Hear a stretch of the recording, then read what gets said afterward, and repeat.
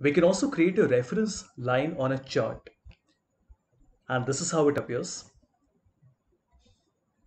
So a reference line on a chart can either be a horizontal or a vertical line.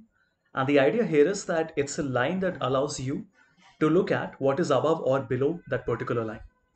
For example, a business might want to find out how many values are within a thin snapshot. So let's say between the 50th and the 75th percentile.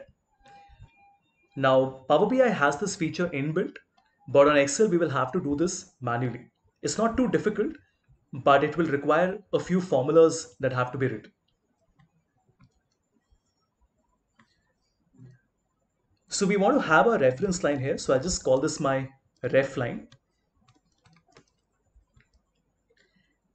And the user will choose the ref line in G4. So let's say this is 200. And now all these cells can be linked to G4. And this means that all the numbers will be linked to this one cell. So whenever a user comes to choose a reference line and changes that number, the same number will change here as well.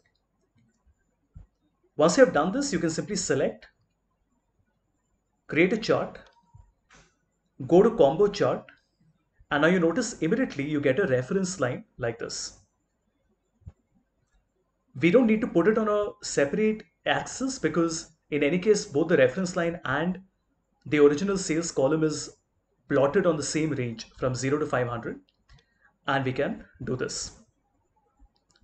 Now this is very cool because this means that the reference line can be changed by the user. For example, the user can say 300 and the reference line goes up. If the user says 150, then the reference line comes down. Now this is excellent, but what if we wanted a reference line in addition to this one, which plotted a number automatically? For example, maybe I want to find the average.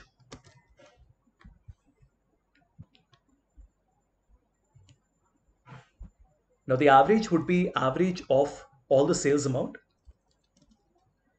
So simply C5 to C9 with dollar signs.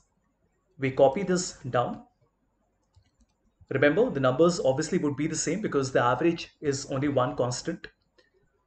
We can select the chart, expand the chart to select this additional column, and now you get an average line as well. Now remember, the ref line is in your control. You can make this 300, and the average line is automatically determined by the sales amount. So if the sales goes up and up and up, you notice that the average line automatically goes up.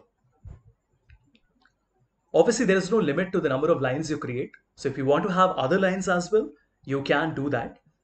But the basic idea remains the same, that you have to create a combination chart where the original values, which is sales in our example, is mentioned as the column chart, and the reference line is a line chart, which is nothing but either a reference line that the user is choosing or the average that you're calculating yourself.